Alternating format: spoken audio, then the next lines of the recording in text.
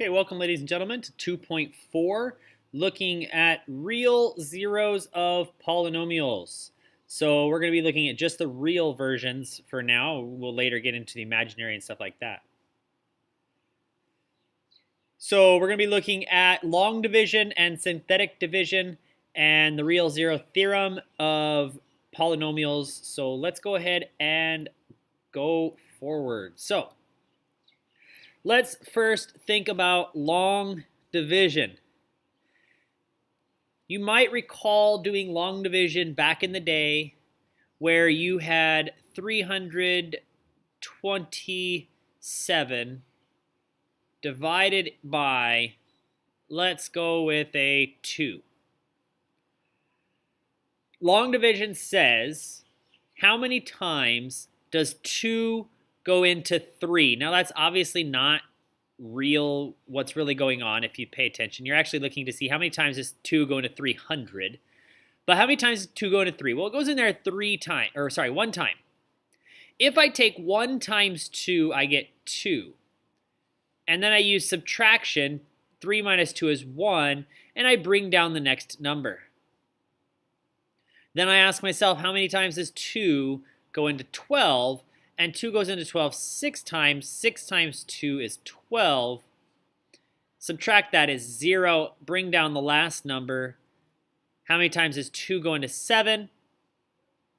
It goes in there 3 times, making that a 6. Subtract, so I get 163. So my answer would be 327 divided by 2 is equal to 163 remainder 1, or 327 divided by 2 is equal to 163 and 1 left out of 2, right? 1 divided by 2. So those are kind of different ways we could write our answer. There's different ways still that we could write our answer. Or we could say 327 is equal to 2 times 163 with a remainder of half, or 1. Okay, so that's long division. The basic properties or process still exist as we do long division of polynomials. So the division algorithm is basically what we just did. We need to start being able to read mathematics, so it's very important that I start showing you these things in math terms. We want to say, let f of x and d of x, so just two functions, where the degree of f is bigger than or equal to the degree of d, and d of x not equal to 0. There are unique polynomials, q of x and r of x, called the quotient and remainder, such that we could say f of x is equal to d of x times q of x. I mean, we're essentially doing this, by the way, folks. We're doing f of x divided by d of x. We could say the function is equal to the divisor times the quotient plus the remainder. So I could have said earlier that 327 was equal to 6, sorry, not 6, was equal to 2 times, that was the divisor, was 2. The quotient was 160, if I could do my stuff here right, 3 plus 1, which was my remainder of 1. Or we could say that f of x divided by d of x is equal to the quotient plus the remainder. And again, that's what I said here. It's 327 divided by 2 is equal to the quotient of 163 plus my remainder over the original divisor. These two things are called summary statements. F of x is called the dividend, and d is called the divisor. If r of x is equal to 0, that means there was no remainder, and therefore it divides evenly into the original function, or in number sense, it's into the original number.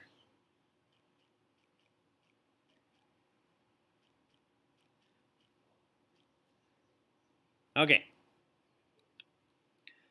Still with long division. We want to use long division here to see or write the division here in this particular problem. But let's go ahead and make this a little bit simpler first. Let's just start with a simple problem. I'm going to change this problem just a little bit. Let's say I want to divide this 2x to the fourth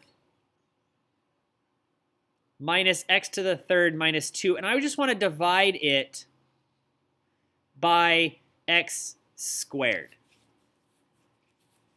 Now, there is a small problem going on here, and we'll notice this in just a second.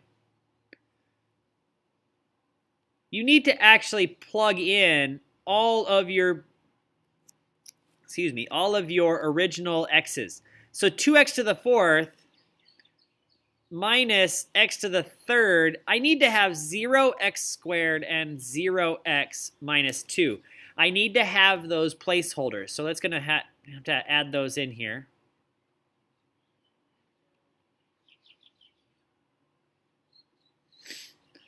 And then I need to do the same thing I did while working with numbers. I need to ask how many times does x squared go into 2x to the fourth?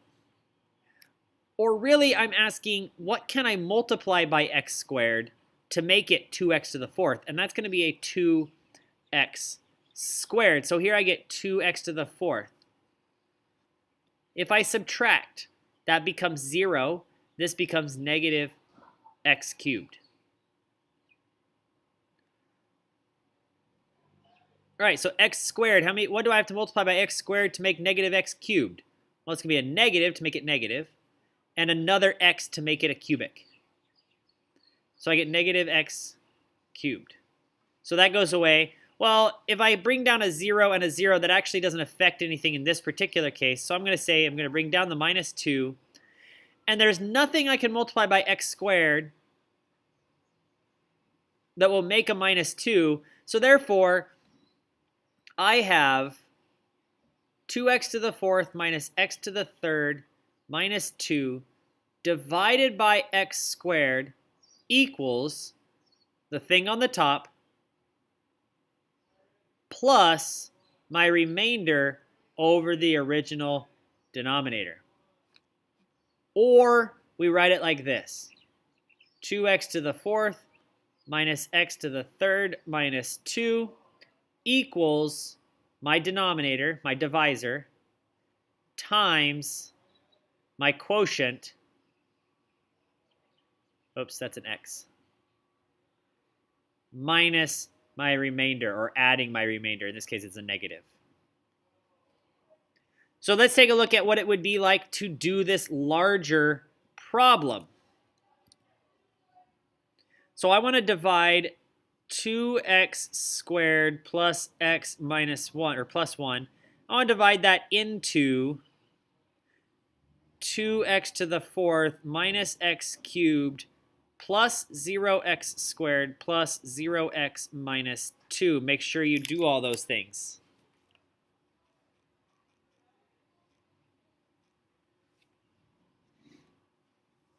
And then all I have to do is look at the first term. What do I have to multiply by 2x squared to get 2x to the fourth? Well, that's just going to be an x squared. And if I multiply x squared by this entire polynomial, this becomes 2x to the fourth plus x to the third plus x squared. So then I have to do this, and I have to subtract. This becomes 0. Negative x cubed minus x cubed is going to be a negative 2x cubed. 0 minus 1 is going to be a negative x squared. I'm going to bring down my plus 0x. So then again, I ask myself, what can I multiply by 2x squared to get negative 2x cubed? Well, that's going to be a negative 1 and 1 more x. So there I get negative 2x cubed. Multiply x, or negative x times x. I get negative x squared. Negative x times 1 is going to be a negative x. And I'm going to subtract. Well, it just so happens that those two cancel. Those two cancel. And if I subtract here, I get a positive x. I bring down my minus 2, and I get my answer. I cannot make an x squared into an x, and therefore I cannot do any more division. So this is my remainder. So I can say 2x to the 4th minus x to the 3rd minus 2 all over 2x squared plus x plus 1 is equal to this thing, the thing on the top, plus my remainder over the original denominator.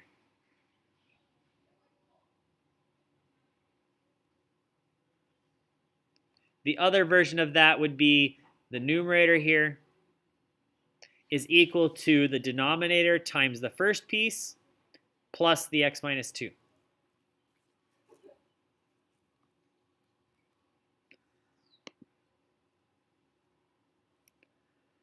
We actually have a couple of cool little things that go along with this. The remainder theorem. If f of x is divided by x minus k, then the remainder is f of k. It's very interesting. That means if I was to take x minus 7 and divide it into 3x squared minus 4x plus 1, this is my f of x. If I do the long division, my remainder is going to be f of 7. If I plug in 7 here, I get 49 times 3 minus 4 times 7 plus 1. And 49 times 3. So I get 147 minus 28 plus 1, which is 120. So that means the remainder would be 120. So I do all my work, and down here at the bottom, the last number, the last remainder, is going to be 120. And that's kind of interesting how that works. I think it is anyway.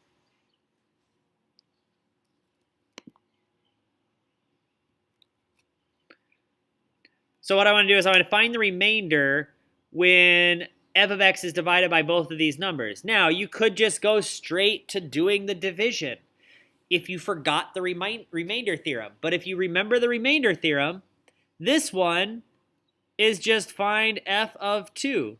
So the remainder is equal to f of 2, which is equal to 3 times 4 plus 7 times 2 minus 20.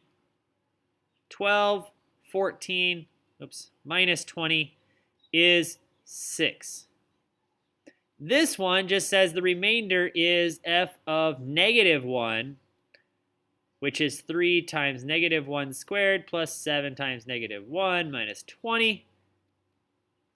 3 minus 7 minus 20 is negative 24.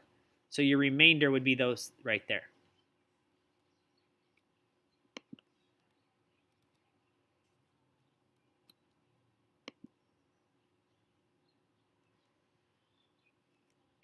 And what really comes from the remainder theorem is the factor theorem.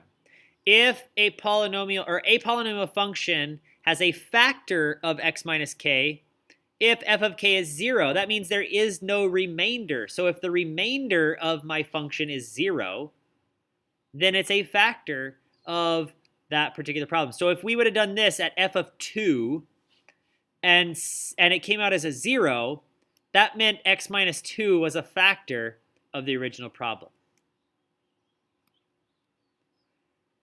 All right, let's move on to a slightly simplistic version of division. This is long division shortened to a very simple process. And what I want to say is this is the key for synthetic division. It must be a linear factor.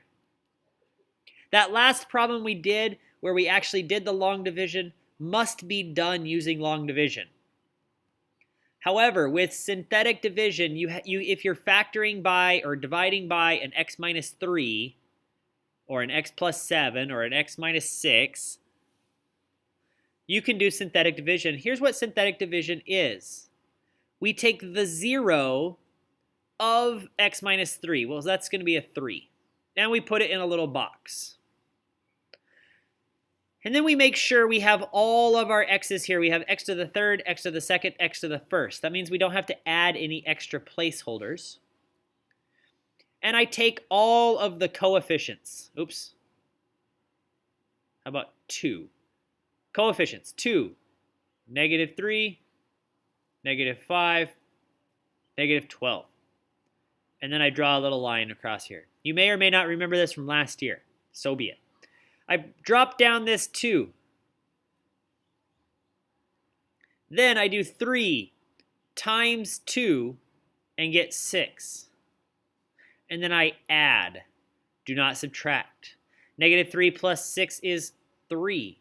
Then I take 3 times 9. 3 times 3 is 9. And I'm going to add and get 4. Then I'm going to take this thing up in the box, and I'm going to say 3 times 4 is 12. And I get 0. Now here's what's cool. Because that's a 0, 2x cubed minus 3x squared minus 5x minus 12 is going to have a factor of x minus 3. There's going to be no remainder, right? No remainder here. And it's going to be left with this. This is a 2x squared plus 3x plus 4. And you would notice that this is the constant, the linear, and the quadratic terms. And that's the factoring. And if the next problem could factor farther, if the next quadratic could factor farther, then go for it. But you could actually do quadratic formula to figure out that if you don't know them yet.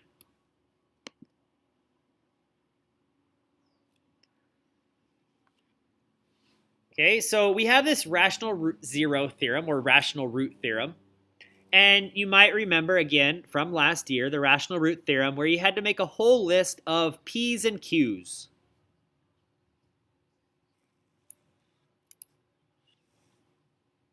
So suppose you have some polynomial function in the form of this. Remember, this is the general form for all polynomials. And the possible rational roots are all possible versions of P over Q, where P is all of the factors of the constant term, and Q is all the factors of the leading coefficient. Oops. So if I wanted to write the potential rational roots, we call them possible rational roots. You might remember P, R, R. I need to figure out what P can be. Now what can Q be? P is all of our factors of 2. The only factors of 2 are plus and minus 1 and plus and minus 2. For Q, it's all the factors of the leading coefficient, which in this case is 3. So we have plus and minus 1 and plus and minus 3. In this case, they're not too many. Now, the possible rational roots. I have to take all of these p-values and put them over all of the q's. So right now, I just say, okay, 1 over 1. All right, so that's positive or minus 1. 1 over 3. That's plus or minus 1/3. Then I go to 2 over 1, which is plus or minus 2. Then I go to 2 over 3, so I get plus or minus 2/3. That is the list of all potential rational roots. And notice we have 2, 4, 6, 8. Now, quite obviously, you're only allowed 3. So 3 of these might work. 1 of them might work. Or none of them might work. And that's just the nature of things here. That's how it's going to work. 3, 1, or 0. Or no, not 0. Oh, yeah, 0, because you could have non-rational roots. So we need to look at seeing now what are the actual roots. So the first step that we just did there was just listing what they possibly could be.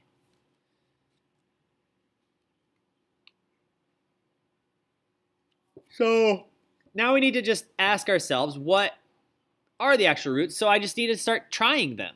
And I'm going to try them in synthetic division. And I always start with the easier ones. I always start with a 1 and a 2 first before I start trying to do fractions.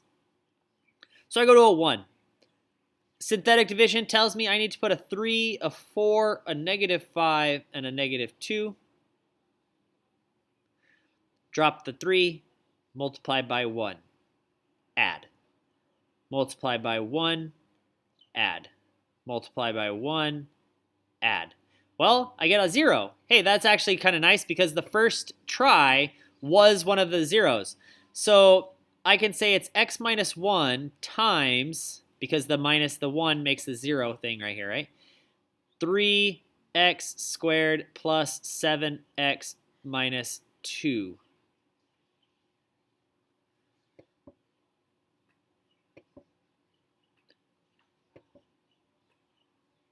And then if it had anything else, we might as well just try to factor. But it would have to be 3x and x. I could say, oh, sorry, that's a plus. I could say 2 and 1. Oh, look, it does factor. So rather than continuing with synthetic division, because I have a quadratic that's factorable, this tells me x equals 1, -2, and -1/3. Notice how all three of those numbers showed up on this list. So those are your actual rational roots. Hey, looky there, we finished this lesson. You have your assignment sheet, though I think I need to tweak it just a little bit. I can't remember if I actually changed this on your assignment sheet at all. So go on to there and look at 2.4. Make sure it says those particular numbers. If it doesn't, change it. If it does, then so be it. All right, I hope I made you learn something. I will see you guys tomorrow.